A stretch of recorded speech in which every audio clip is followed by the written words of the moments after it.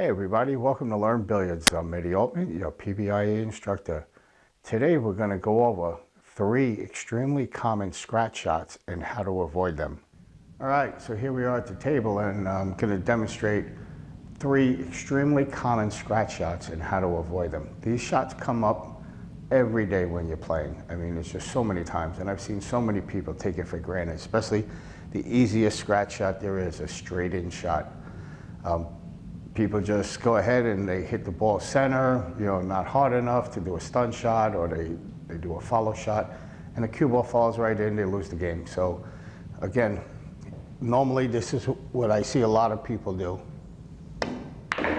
Boom, and they scratch, and that's it. Game over if that was the 8 ball. So what I'm gonna do, I wanna show you a few different ways. Again, you pick the one that's gonna work best for you, sorry about that. And I'm gonna hit this high left. And you can see, after the cue ball makes contact with the object ball, it went to the left, hit it off the rail. You could do the same thing if you did a high right. So I'm gonna go ahead and do a low right. So if you prefer to draw, there's low right. So again, it's your preference. If you're more comfortable with doing a follow shot, hit high left, high right, and you'll see the cue ball, after it makes contact, it's going to change the direction and particularly the angle that the cue ball comes off the object ball. And that's your first one on how to avoid that scratch shot. All right, and now for number 2 on very common scratch shots. Here we have the cue ball. I have it lined up with my 3rd diamond. So remember, pockets count as a diamond. So 1, 2, 3, and my object ball is in between my 2nd and 3rd diamond on the long rail, and it's lined up with the 1st diamond on the short rail. Just so you see, I use these binder reinforcements. You pick them up at any office supply store. They work great in laying out your shots so you could be consistent on your practice drills. So this particular shot is very, very common. Again, if you're not comfortable with banking, because this would be, a nice angle to bank into this corner pocket. If not, the majority of people, and it is the smarter shot, to cut it into the corner. But you got to watch out for this cue ball coming off the rail and coming back into the side pocket. All right, so let's go ahead and take this shot.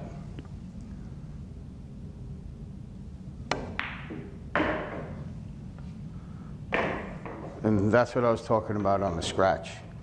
So, to avoid the possibility of that scratch, let's go ahead and set that shot up again. Always remember, make sure you chalk up.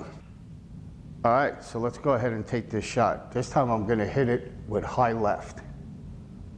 And you can see the change in the angle after I made contact with my object ball.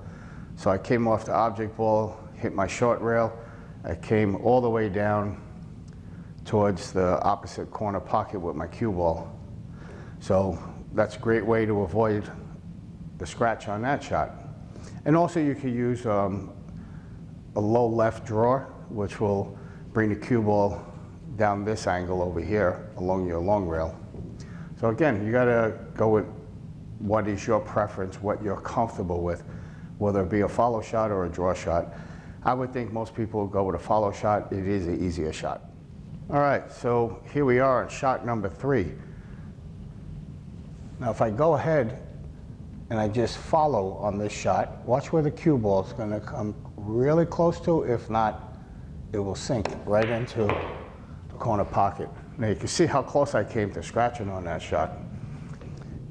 So the potential of scratching is extremely, extremely high on that particular shot.